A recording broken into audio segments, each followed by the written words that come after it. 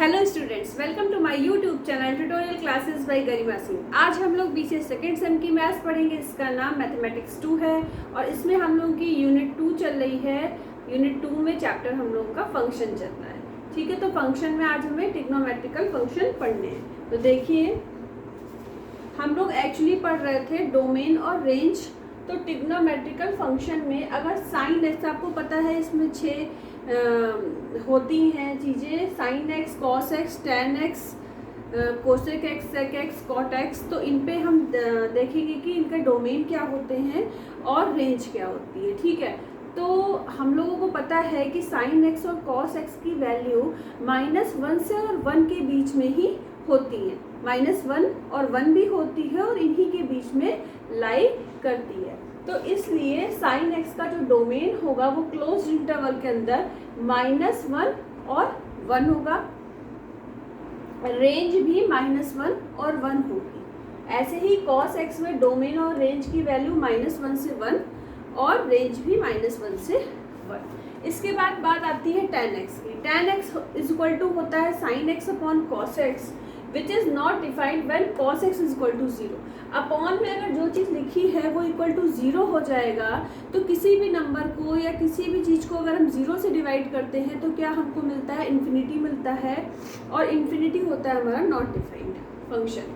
ठीक है, अब cos x is equal to हमने 0 लिया तो cos x is equal to, आपको पता है कि कॉस की टेबल में कॉस की वैल्यू 0 कब होती है, कॉस π/2 की वैल्यू। लेकिन कॉस की कहाँ कहाँ पे 0 होती है वैल्यू, ज़रूरी नहीं है कि केवल π/2 पे ही 0 होती है, और भी 0 हो सकती है। तो अब यहाँ पे हमने लिखा 2n+1। ठीक है, तो ये आपको याद रखनी पड़ेंगी चीज़ें। n की जगह जब आप 0 पुट करोगे तो कॉस π/2 आ जाएगा। n की जगह अगर आप 1 पुट करोगे तो 2 + 1 3, तो 3π/2, मतलब cos 3π/2 की भी वैल्यू 0 होती है। n की जगह अगर आप 2 पुट करोगे तो ये 4 और +1 5, तो cos 5π/2 की भी वैल्यू क्या होती है, 0 होती है। तो इसलिए ये 2n+1 लिखा गया है। ठीक है, अब इसकी वैल्यू 0 होती है। तो रियल नंबर्स में अगर हम ये वाली वैल्यू हटा दें, इसको छोड़ के अगर हम कोई भी वैल्यू पुट करते हैं cos x में x की हम कोई भी वैल्यू पुट करते हैं तो क्या होगा, हमारा जो फंक्शन होगा वो नॉट डिफाइंड नहीं होगा। लेकिन कौन सी वैल्यू नहीं होनी चाहिए, 2n+1 π/2, ये नहीं होना चाहिए। तो रियल नंबर से हमने क्या माइनस कर दिया, 2n+1 π/2। n क्या है, n बिलोंग करता है इंटीजर्स।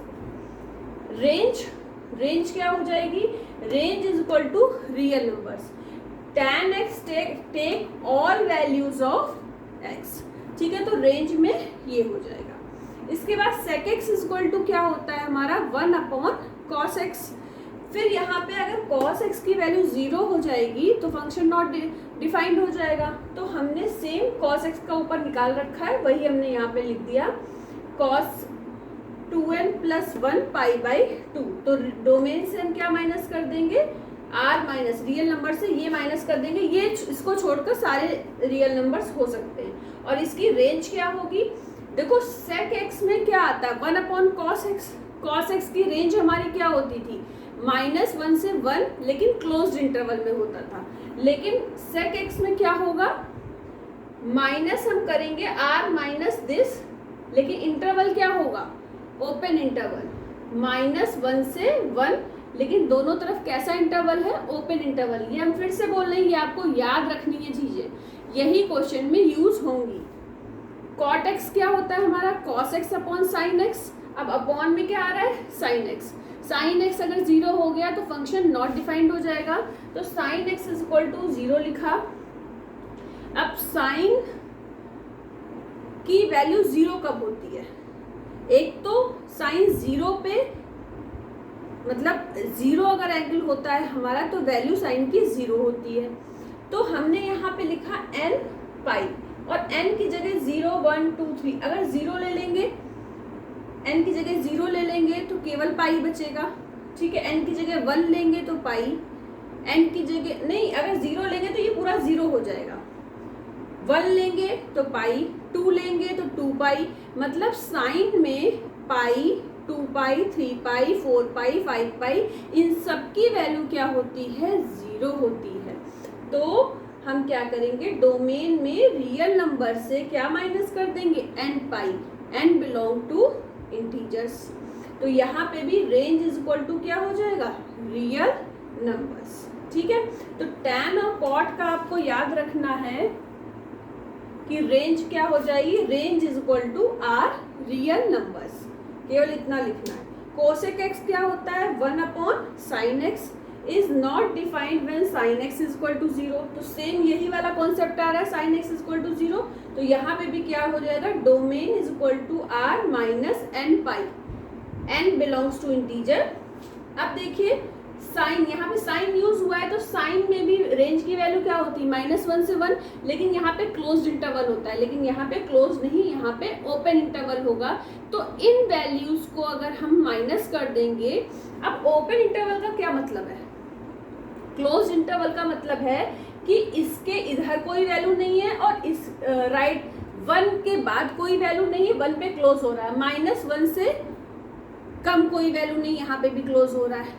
ओपन इंटरवल का मतलब क्या है, ये -1 के बाद ओपन इंटरवल हो रहा है, मतलब ये -∞ तक जा रहा है, और 1 के बाद इधर भी ओपन इंटरवल है, मतलब ये +∞ तक जा रहा है। ठीक है, तो ये हो गया हमारा ट्रिग्नोमेट्रिकल फंक्शन। अब इसमें हम ट्रिग्नोमेट्रिकल फंक्शन में जो इन्वर्स फंक्शन होते हैं, जैसे sign inverse x, cos inverse x, तो इनके बारे में भी हम लोग डोमेन और रेंज के बारे में पढ़ेंगे। और ये आप लोगों को याद रखनी है चीज़ें, याद रख, जैसे हम लोग वैल्यूज़ याद रखते हैं ना, साइन 30 की वैल्यू 1/2, साइन 45 की वैल्यू ये 1/√2, साइन 60 की वैल्यू √3/2, साइन 90 की वैल्यू 1, उसी तरीके से हमें ये डोमेन और रेंज भी याद रखने हैं। ठीक है, तो ये वाइट बोर्ड रब कर देते हैं, आप उतार लो अपनी कॉपी में, उसके बाद फिर हम लोग नेक्स्ट पेज करेंगे।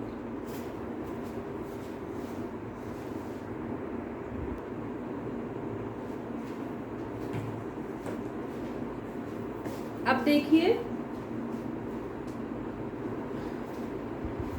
इनवर्स ट्रिग्नोमेट्रिक फंक्शन में यहाँ पे इनवर्स फंक्शन लिख दिए गए हैं, sine inverse, cos inverse, tan inverse, cot inverse, cosec inverse और सेक इनवर्स। डोमेन के लिख दिए गए हैं, ये डोमेन क्या क्या है, -1 1, -1 1, क्लोज इंटरवल में r, फिर r माइनस ओपन इंटरवल में -1 1, r माइनस ओपन इंटरवल में -1 1। ये रेंज लिखी हुई है, क्लोज इंटरवल में -π/2 से π/2, 0 से पाई, -π/2 से π/2, ओपन इंटरवल में 0 पाई सॉरी, उसके बाद कोसेक इनवर्स एक्स में क्या लिखा गया है, -π/2 से π/2 ब्रैकेट क्लोज -0। ठीक है, 0 से पाई क्लोज इंटरवल में -π/2। ठीक है, तो अब ये आप लोगों को याद करना है डोमेन और रेंज, इसमें बहुत समझने जैसा कुछ नहीं है, क्वेश्चन में डायरेक्टली यूज होगा। अब देखिए difference between function and relation. Function आप रिलेशन पढ़ चुके हो और फंक्शन पढ़ रहे हो, इन दोनों में डिफरेंस क्या है। In a relation R any element of A क्या है, एक सेट है और बी भी एक सेट है, can be associated to more than 1 element in B. Relation में क्या होता है कि एक एलिमेंट रिलेशन में सेट ए का एलिमेंट, मतलब डोमेन का एलिमेंट, एक ही एलिमेंट रेंज के 2 एलिमेंट से रिलेट हो सकता है रिलेशन में। ठीक है, it is also possible that some element of A are not associated to any element of B. ये भी हो सकता है कि सेट ए का कोई एलिमेंट ऐसा भी हो जो सेट बी के एलिमेंट से एसोसिएट ना हो रहा हो। बट इन मैपिंग एफ, अब फंक्शन के लिए क्या बोला गया, every element of A is, मतलब सेट ए के एलिमेंट जो भी है या डोमेन के एलिमेंट जो भी हैं वो सारे एलिमेंट एसोसिएट होंगे 1 एलिमेंट इन बी। रेंज के एक ना एक एलिमेंट से एसोसिएट होंगे कौन से एलिमेंट, डोमेन के एलिमेंट।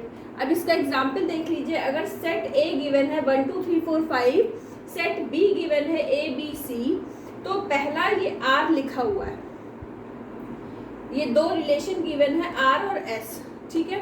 तो 1 comma A, 2 comma B, 3 comma B, 4 comma C, 5 comma सी।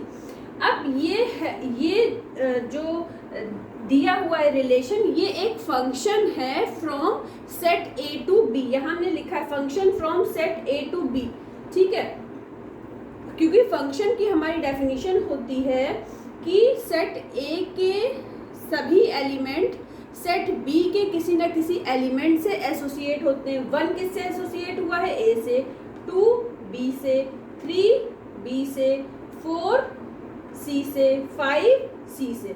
तो हर सेट ए का हर एक एलिमेंट यूज हुआ है और सेट बी का भी हर एक एलिमेंट यूज हुआ है, लेकिन सेट ए का एलिमेंट एक ही बार यूज हुआ है, ठीक है। अब सेट बी के एलिमेंट तो 2 बार यूज हो गए हैं 2 पेयर में, लेकिन सेट ए का एलिमेंट एक ही बार यूज होगा। और सेट ए के एलिमेंट में कोई भी एलिमेंट ऐसा नहीं है जो खाली बच गया हो, जिसकी कोई भी इमेज ना बनी हो सेट बी में, ठीक है। तो ये क्या है? ये जो रिलेशन आर है, ये क्या है? Function from A to B, ठीक है। ये रिलेशन नहीं है, रिलेशन की डेफिनेशन को फुलफिल नहीं कर रहा है। अब ऐसे एक रिलेशन गिवन है 1 comma A, 2 comma C, 1 comma B.